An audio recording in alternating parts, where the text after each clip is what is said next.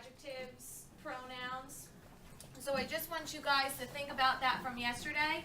If you need to look at your notes, go ahead, but who can tell me what a noun is? Michaela. A person, place, or thing. Okay, very good. A person, place, or thing.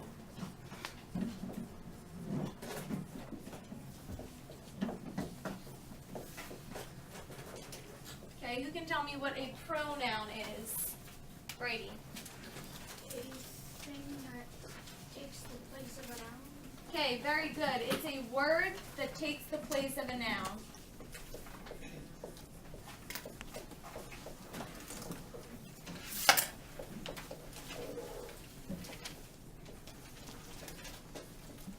Okay, and what are some examples of pronouns? Neil.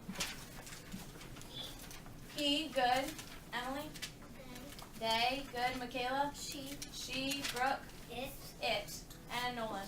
Them. Okay, very good. Those are all examples of pronouns. How about an adjective?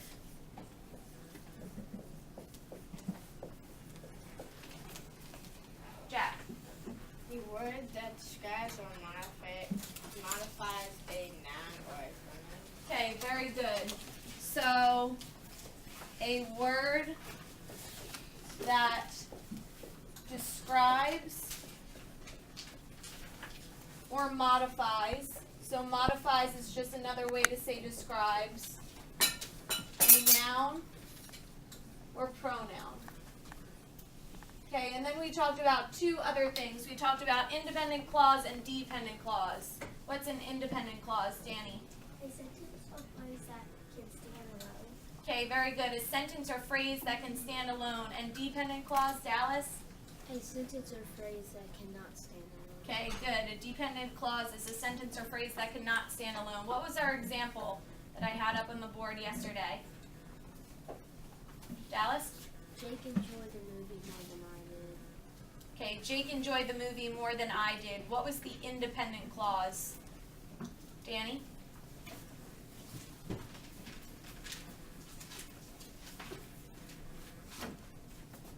Jake enjoyed the movie.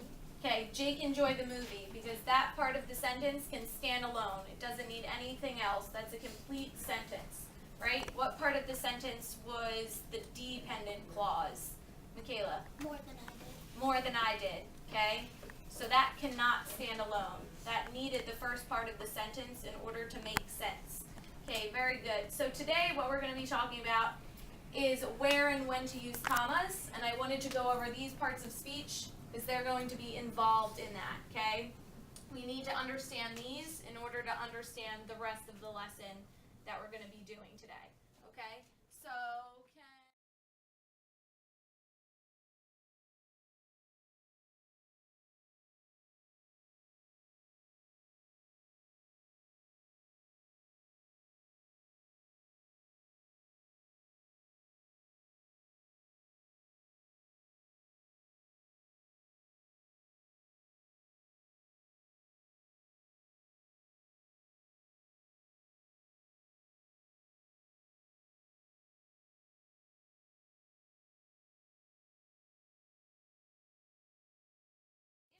introduction to this book says, punctuation marks are the traffic signals of language. They tell us to slow down, notice this, take a detour, or stop. Of all the punctuation marks, the comma is the most used and misused. Commas can create havoc when they are left out or put in the wrong spot, and the results of misuse can be hilarious. This little dot with a tail has the power to change the meaning of a sentence by connecting things that shouldn't be connected or breaking apart things that should stay together. So enjoy laughing at some of the ways comma can change everything. Lynn Truss, who is the author of the book today. Okay, so taking a look at our first sentence. Okay, slow, children crossing. Slow, children crossing. What do you think this sentence was trying to tell us? Which sentence do you think is correct? You can use the illustrations to help you. So this one says slow children crossing. And this one says slow children crossing. Hunter? First one's correct. Okay, very good. The first one is correct. Why? it's not slow children crossing. It's telling you to be slow because children are crossing. Okay, very good. It's telling the drivers to be slow because the kids from the school are crossing the street. Very good. Okay, so you guys noticed these before. Let me erase this now. But I have sentence strips up on the board so we can kind of place where the comma is supposed to go. So we've talked about having an independent and dependent clause. All right, so in this sentence, slow children crossing, those are two independent clauses. Okay, they're two independent thoughts, which is why we put the comma in between slow and children crossing. Okay, very good job, Hunter. All right, let's take a look at our next one. Go, get him doctors. Or, go get him doctors. Okay, which sentence do you think is correct? Becky teased the boy with the fluffy duck. Okay, I would say that both of these sentences could be used, they could be correct, but what makes them different? Okay, so take a look at this one for a minute, and then I'll turn back and show you the other one.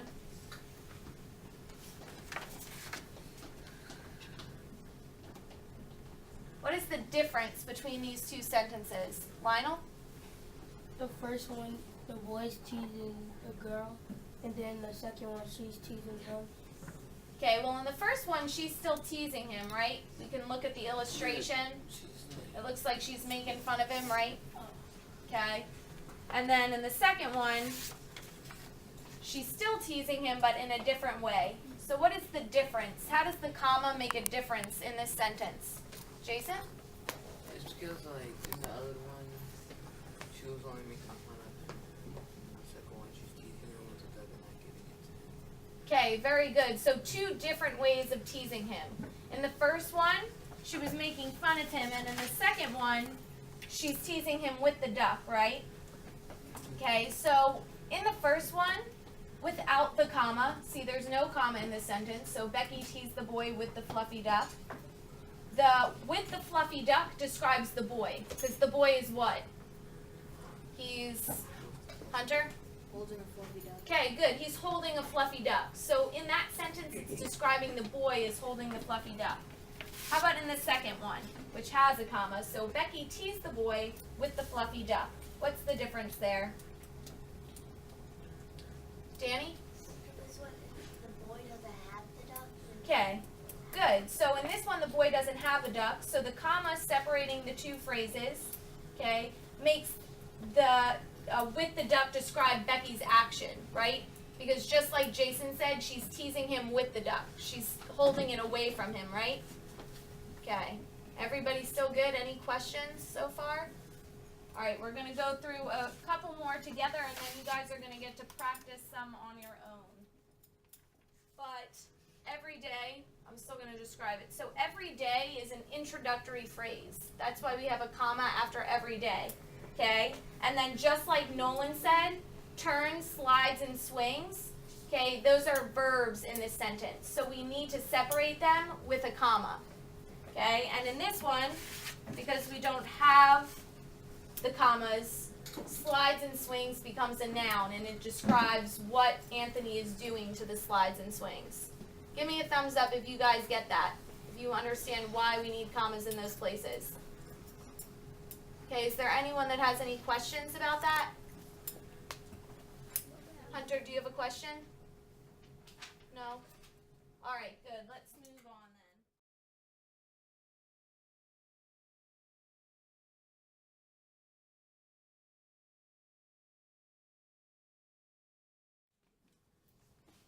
Look at number 3 again.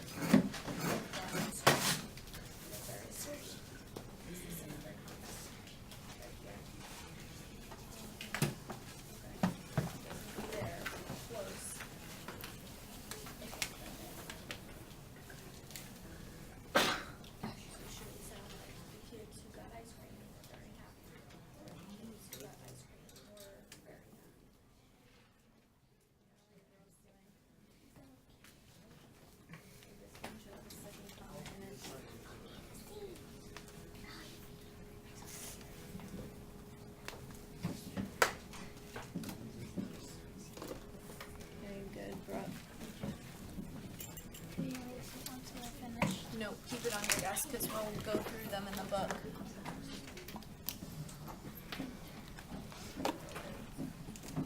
Do you have a question, Layla?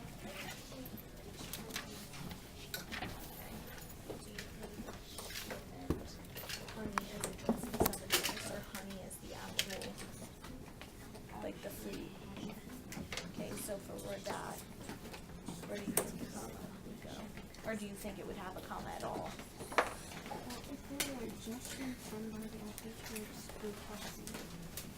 If they're addressing somebody, there would just be a question mark? Okay. But if it was actually Okay. It's actually the opposite. Okay. So what is this? What is this?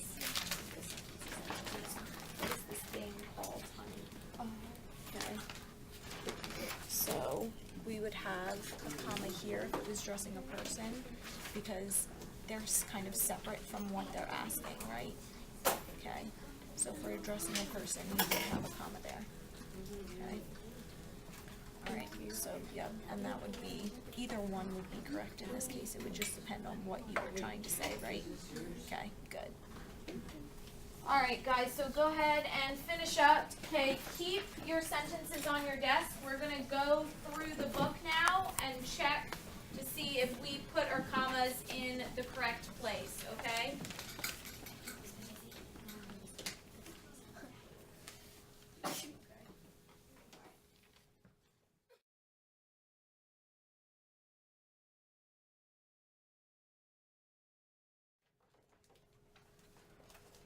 Okay.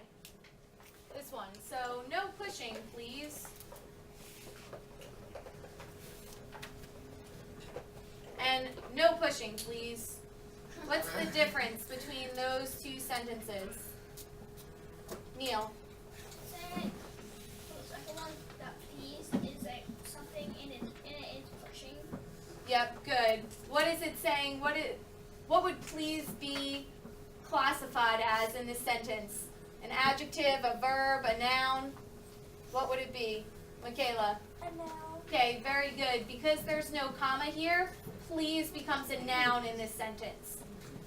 But in this one, because we separate them with a comma, okay, what is the teacher or the older woman saying? She's asking the kids what? Yep, good, Michaela. So to stop pushing each other. Decided to cheer up now. Okay, good. And this one, sorry, I was missing a word in this one, but number 4. So, what is this thing called, honey? And then, what is this thing called, honey? Okay, what is the difference in this sentence? Other hands. I want to hear from some other people. Michaela M.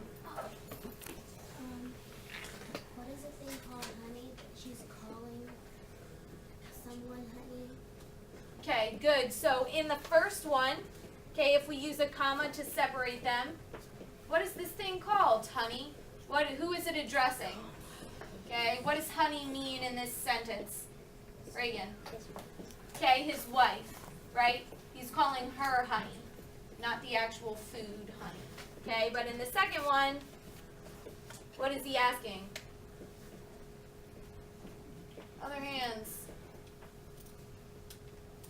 Okay, Brooke. He's asking about what is this type of food? Like it's the food type of honey.